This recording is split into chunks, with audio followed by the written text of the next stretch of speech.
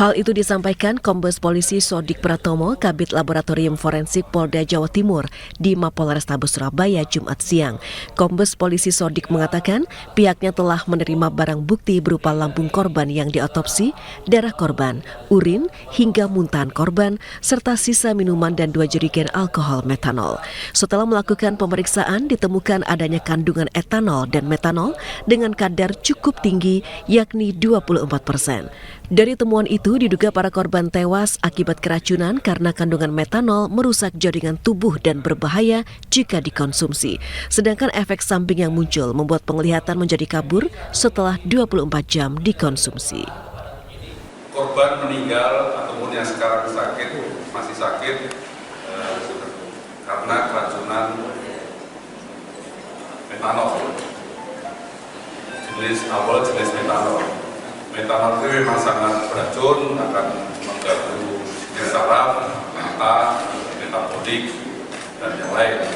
Dan karena metanol ini ketika masuk tubuh akan menjadi formaldehid, akan merusak jaringan di dalam tubuh kita. Sementara Dr. Reni Sumino, dokter forensik RSUD Dr. Sutomo mengatakan korban tewas akibat keracunan alkohol jenis metanol dan etanol.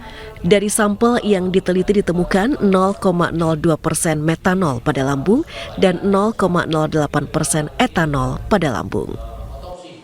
Ditemukan peredaran pembuluh darah pada otak besar, otak kecil, jantung, dan hati, kemudian pembengkakan pada batang otak, lalu perdarahan pada organ limpa, dan juga kerusakan sel hati pada organ hati. Kemudian kami kirimkan sampel toksikologi kepada lapor Polda Jatim dengan hasil ditemukan metanol pada lambung 0,02% dan darah 0,006%, serta etanol pada lambung 0,08%. Sebab kematian yang kami dapatkan akibat keracunan alkohol, baik etanol dan atau metanol, yang menyebabkan mati lemas. Untuk jenazah kedua kurang lebih sama. Seperti diketahui, 3 musisi anggota Ogi and Friends berinisial WAR, RG, dan IP tewas seusai pesta minuman keras di Cruise Lounge Bar Fasa Hotel Surabaya. 1 korban lain, yakni berinisial MT, masih dalam proses pemulihan setelah mendapat perawatan medis di rumah sakit.